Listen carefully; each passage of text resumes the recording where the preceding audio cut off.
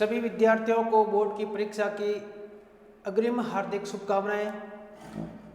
आप पेपर अच्छी तरह से करके आए और ज्योग्राफी के लिए कौन कौन से क्वेश्चन महत्वपूर्ण है उसका एक सैंपल पेपर मैं लेकर आया हूँ आपके सामने, जिसके बारे में अपन बात करेंगे। तो देखिए, पैटर्न आप लोगों को पता ही है कि कौन से कितने क्वेश्चन आएंगे, आपके कौन कौन से क्वेश्चन मिलेंगे टोटल। तो जो क्वेश्चन मिलेंगे आपको, वस्तुनिष्ठ कुल प्रश्नों की संख्या कितनी होगी? 16 क्वेश्चन होंगे, प्रत्येक आधा नंबर का होगा। टोटल मार्क कितने होंगे? 8 नंबर। खाली जगह होगी आपकी कितनी होगी? 10 आधे नंबर की होगी, एक खाली जगह, टोटल 5। इसके बाद अति लघुरात्मक, यहाँ पर विशेष याद रखें कितने नंबर? प्रत्येक क्वेश्चन 1 नंबर का होगा, कुल 7 नंबर के होंगे। और इसमें जो आपको आंसर देना है वो कम से कम कितने शब्दों में देना? 20 से 40 शब्दों के अंदर आपको आंसर देना। ज़्यादा नहीं लिखे, बिल्कुल शॉर्ट में लिखे, जो जितना पूछे उतना ही लिखे।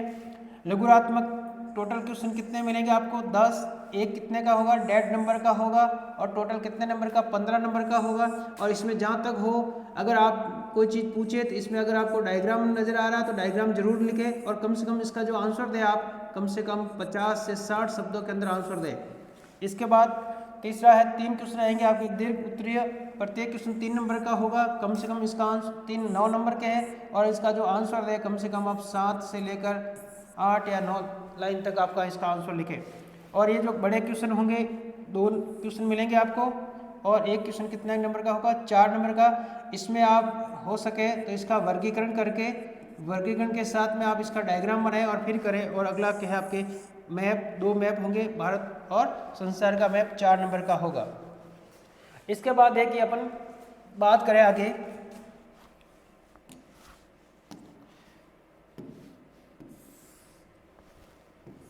सैंपल पेपर है उसको अपन देखें।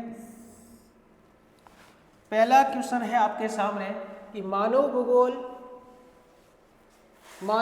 पृथ्वी और मानव के अंतर संबंधों की एक नई संकल्पना प्रस्तुत करता है। यह कथन किस भूगोलवेत्ता का है? मानव यानी परिभाषा दी हुई है, आपसे कथन पूछा कि मानव भूगोल पृथ्वी और मानव के अंतर संबंधों का अध्ययन करना मानव भूगोल कहलाता है। और ये कथन किसका है? रेडजेल के अनुसार। और आपको पता है रेडजेल को मानव भूगोल का जनक भी कहते हैं और रेडजेल को मानव भूगोल का जन्मदाता भी कहते हैं।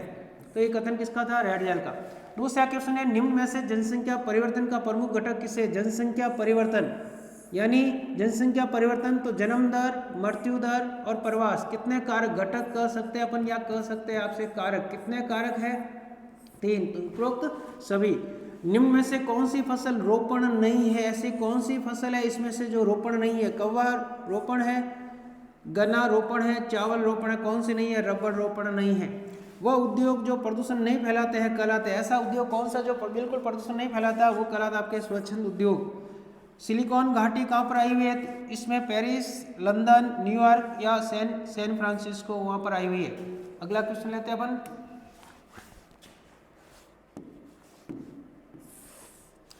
भारत की प्रथम विधिवत संपूर्ण जनगणना कब आयोजित की गई है?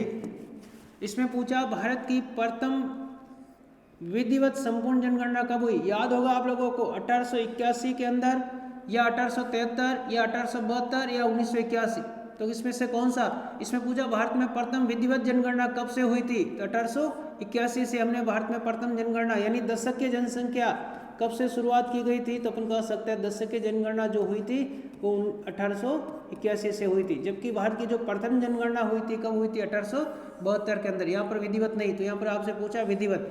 भारत में ग्रामीण बस्तियों के प्रमुख प्रकार, कितने प्रकार की ग्रामीण बस्तियां फैली हुई है भारत में? तो भारत में जो ग्रामीण बस्तियां कितने प्रकार की? 4 प्रकार की। शुष्क कृषि में निम्नलिखित में से कौन सी फसल नहीं बोई जाती है? ऐसी कौन सी है जो शुष्क कृषि नहीं है? याद रखना कौन सी? गन्ना, क्योंकि ये कैसी कृषि है?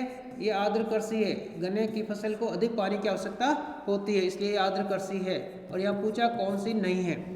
निम्न में से किस खनिज को तरल सोना कहा जाता है? कौन से खनिज को तरल सोना कहा जाता है? तो देखिए कौन सा इसमें से? तांबा, लोहा, इसकी कोयला या पेट्रोलियम? पेट्रोलियम, क्योंकि कोयला को क्या कहते हैं? काला सोना। और यहाँ पे क्या पूछा आपसे? तरल सोना। मानव विकास की शुरुआत कब हुई थी? मानव विकास, और मानव विकास का जनक किसे कहते हैं? आप लोगों को पता होगा, डॉक्टर महबूब उल हक। डॉक्टर महबूब उल हक को मानव विकास का जनक कहा जाता है, उसकी शुरुआत कब हुई थी? 1990 में, जिसे हम कह सकते हैं यूएनडीपी की स्थापना कब हुई? इसका मुख्यालय कहाँ? संयुक्त राज्य अमेरिका के अंदर इसका मुख्यालय। विश्व व्यापार संगठन की स्थापना कब हुई? विश्व व्यापार संगठन WTO की स्थापना कब हुई? याद कीजिए, 1 जनवरी 1995 को WTO की स्थापना हुई थी।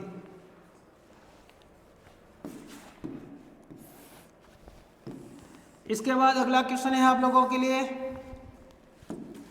लाल चना या पिजन के नाम से जाने वाली दाल है, ऐसी कौन सी दाल है जो लाल चना के नाम से जानी जाती है? चना, मोठ, अरहर या मसूर? कौन सी? अरहर। ऊर्जा के परंपरागत स्रोत कौन से हैं? परंपरागत का मतलब होता है प्राचीन काल से हम उनका उपयोग करते आ रहे हैं। कोयला, पेट्रोलियम, प्राकृतिक गैस, इसमें सभी। भरमौर क्षेत्र में, याद कीजिए, भरमौर क्षेत्र में कौन सी जाति निवास करती है? गद्दी, मीणा, भील या संथाल? भरमौर पर्वतीय क्षेत्र, हिमाचल प्रदेश। कौन सी? गद्दी, जो ऋतु प्रवास करती है। भारतीय रेलवे मंडल को कितने मंडलों में विभाजित किया गया है? तो भारतीय रेलवे मंडल को मुख्य रूप से कितने भागों में? 16 मंडल में। भू निम्नीकरण का प्रमुख कारण क्या है? ऐसा कौन कौन से कारक है जो भू निम्नीकरण होता है? तो इसका जो प्रमुख कारण कौन सा? अपरदन, लवणता और भूसारता, यानी सभी। तो कुल कितने? 16 क्वेश्चन थे।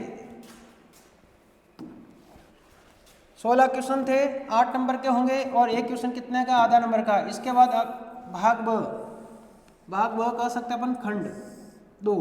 देखिए, इसमें रिक्त स्थान, पहला, नियतिवाद का जनक किसे कहा गया है? तो नियतिवाद का जनक किसे कहते हैं? एफ रेडजेल, जनक या जन्मदाता। भारत की अधिकांश जनसंख्या का मुख्य भोजन क्या है? मुख्य भोजन क्या है? चावल। अरवारी पानी संसद का संबंध किसके है?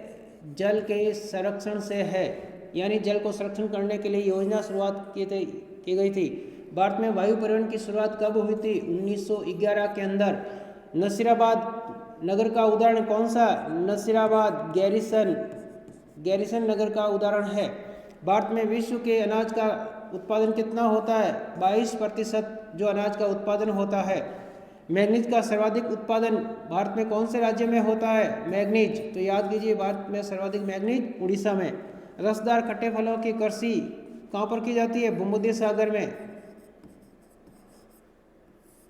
भूमध्य सागर के अंदर जो कृषि की जाती है उस कृषि को क्या कहते हैं? रसदार फलों की कृषि भूमध्य सागर में की जाती है। विश्व में दूसरा सर्वाधिक जनसंख्या वाला देश कौन सा है?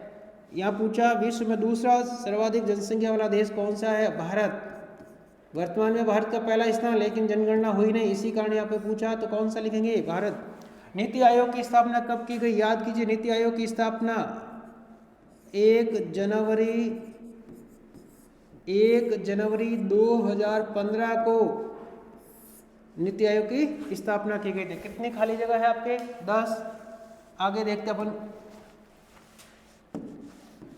इसके बाद जो छोटे छोटे क्वेश्चन हैं उनकी बात कर लेते हैं एक एक नंबर के लिए।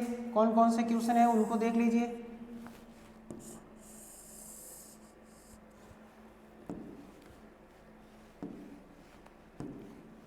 क्वेश्चन नंबर 1, विश्व में सर्वाधिक जनसंख्या वाले देशों के नाम लिखिए। आपसे पूछा कि विश्व में सर्वाधिक जनसंख्या वाले देश कौन कौन से। इसमें आप जो लिखोगे, मैं लिखने का तरीका बता रहा हूँ, तो आप इस तरह से लिखें कि विश्व में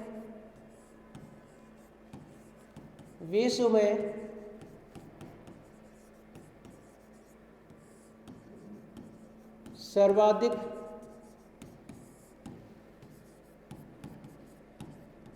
जनसंख्या वाले देश। नंबर 1 चीन,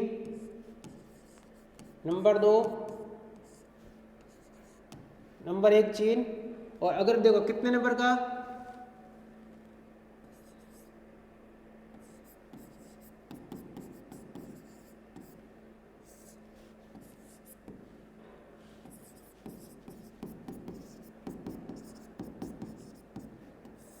तो विश्व में सर्वाधिक जनसंख्या वाले देशों के नाम 4। इसके बाद अगला क्वेश्चन है, संभववाद शब्द किसने दिया था? इसके जनक। क्वेश्चन नंबर 2, संभववाद शब्द किसने दिया था? तो आप लिखोगे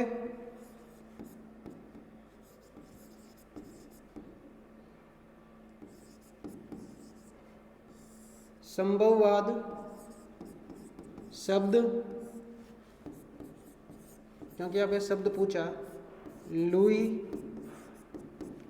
फेब्रे ने दिया, इतना ही लिखना जितना पूछा। फिर पूछा इसके जनक, तो जनक कौन होगा? विडोल डी लाब्लास, विडोल डी लाब्लास, यानी इसके जनक अलग हैं और शब्द देने वाले अलग हैं। फिर अब प्रवास किसे कहते हैं? प्रवास, इसमें जो लिखोगे, आपसे पूछा प्रवास किसे कहते हैं,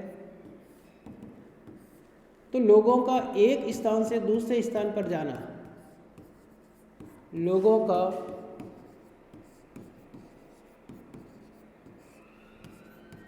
एक स्थान से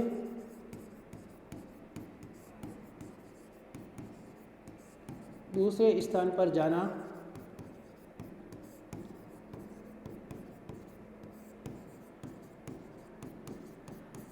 प्रवास कहलाता है।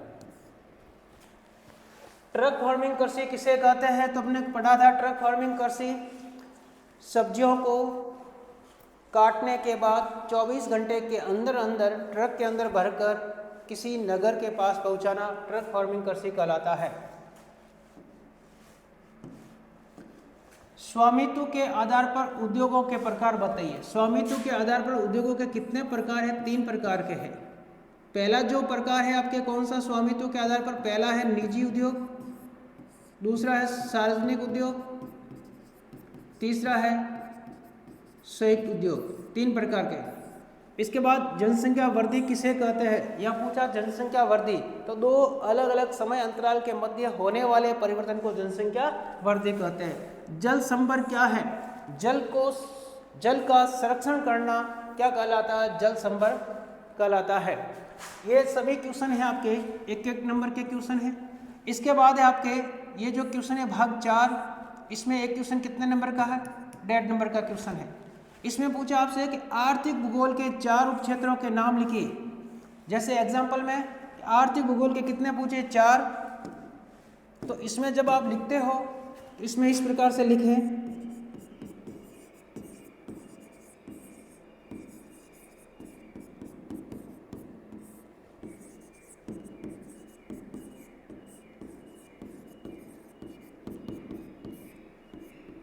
और इस प्रकार से तीर का चिन्ह बना के लिखे आप।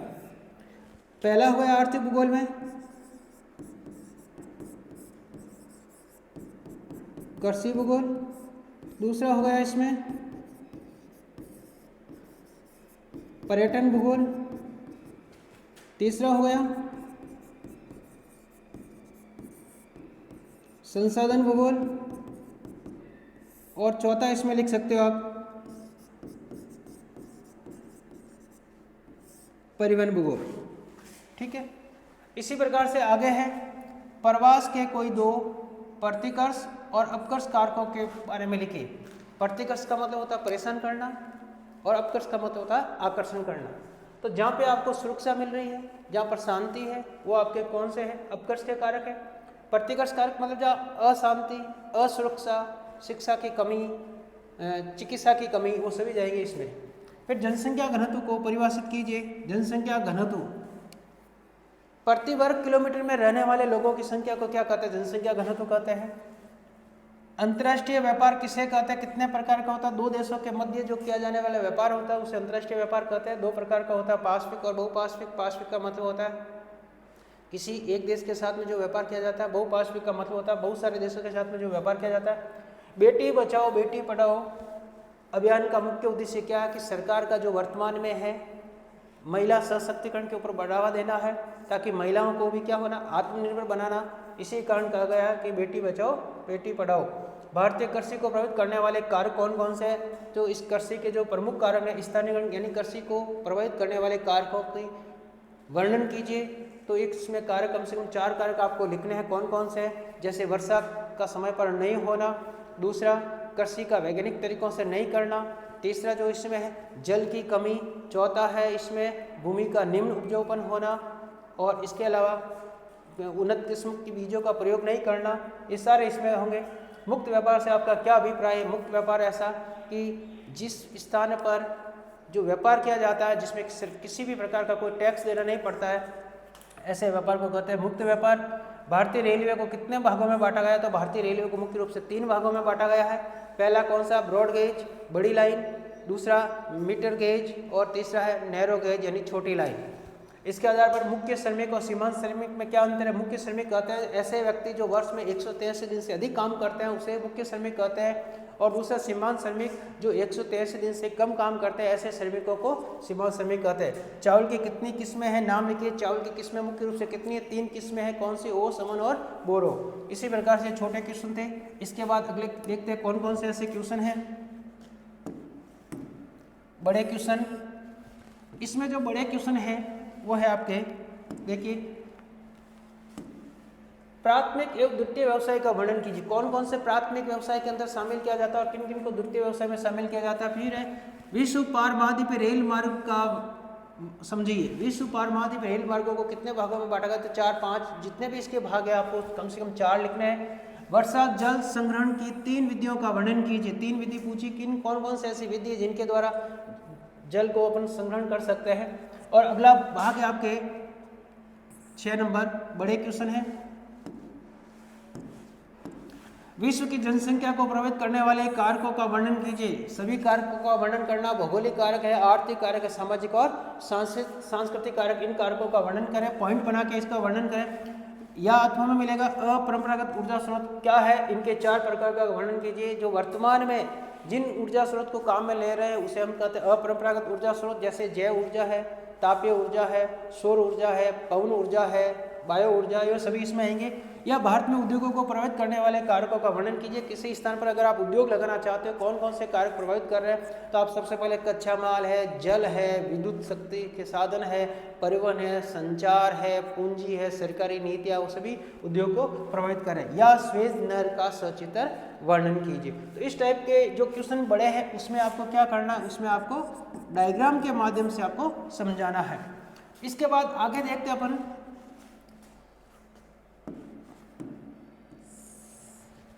अगला क्वेश्चन है मानचित्र आधारित प्रश्न कि भारत के मानचित्र में निम्न को अंकित कीजिए। यानी आपको क्या करना? भारत का मैप बनाना। तो मान लीजिए भारत का मैप बनाने क्या क्या पूछ रहा है इसमें आपसे पूछ रहा है मुंबई। तो आप लोगों को पता है मुंबई यहाँ पर आया हुआ है, तो यहाँ लिखे आप मुंबई, क्योंकि ये जो मैप है आपके लिए, ये 2 मैप कितने अंक के हैं? 4 अंक के, आप लोगों के लिए बहुत ही महत्वपूर्ण है। फिर पूछा दिल्ली, तो दिल्ली जो आया हुआ है यहाँ पर, इस तरफ आप लिखे दिल्ली। इसके बाद उदयपुर पूछ लिया इसमें, तो उदयपुर हमारे राजस्थान के है, दक्षिण के अंदर राजस्थान के है, तो यहाँ राजस्थान है और राजस्थान के दक्षिण में लिखे उदयपुर।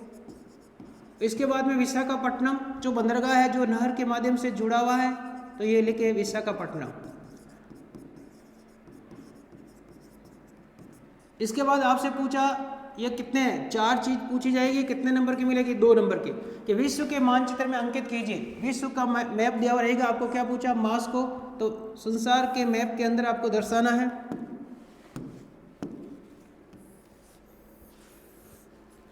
पहला पूछा आपसे मास को, देखिए मास को क्या पर आया हुआ है, तो याद रखें यहाँ पर मास को। इसके बाद पूछा न्यूयॉर्क कहाँ मिलेगा? आपको पता ही है कौन सा महाद्वीप के अंदर मिल रहा है? ये आया उत्तरी अमेरिका महाद्वीप, और उत्तरी अमेरिका महाद्वीप के अंदर यहाँ पर आया हुआ कौन सा? न्यूयॉर्क, यानी संयुक्त राज्य अमेरिका के अंदर आपको मिलेगा न्यूयॉर्क। इसके बाद में लंदन पूछा, तो याद रखना लंदन जो आया हुआ आपके बीच के अंदर, ये 0 डिग्री है, यहाँ पर आया हुआ लंदन। और पर्थ कहाँ पर मिलेगा? ये आया हुआ ऑस्ट्रेलिया, और ऑस्ट्रेलिया के इस तरफ वाला जो भाग है कौन सा? पश्चिमी भाग के अंदर आया हुआ पर्थ। इस प्रकार से आप मैप को देख कर जाए, अच्छे से पेपर करके आए, और आपको पेपर के लिए, एग्जाम के लिए अगेन एक बार फिर बेस्ट ऑफ लक।